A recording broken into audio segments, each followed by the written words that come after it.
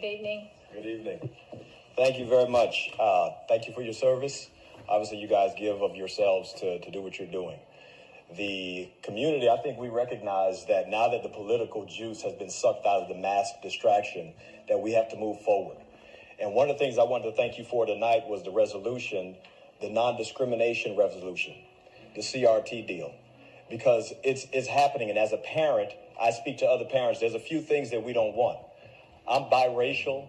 I'm bilingual. I'm multicultural. The fact is, in America, in North Carolina, I can do anything I want, and I teach that to my children. And the person who tells my little pecan-colored kids that they're somehow oppressed based on the color of their skin would be absolutely wrong and absolutely at war with me. And I think that's the same for every parent. What the mask showed us is that the parents, the most powerful group of people in our country, that they're taking back the wheel. Now, obviously, we had to take the wheel back for the mask, but we're taking the wheel back from Washington all the way to Raleigh and into our local school board. Because CRT, all of that, the parents don't want it.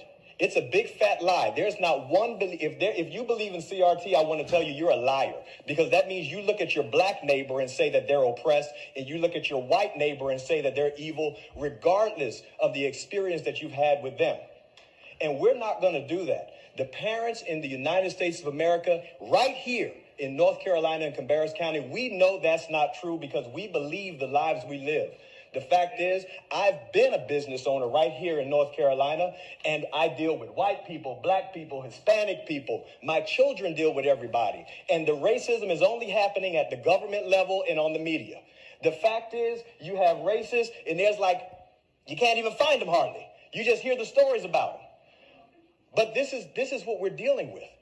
The parents are taking the wheel. I have an 8-year-old daughter who is absolutely dynamic, who can do anything. Athletically, intellectually, spiritually, and emotionally, she is a dynamo. And I don't want a man swimming against her in the pool.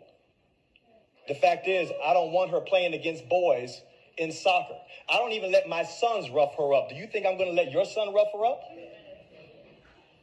This is what we're talking about.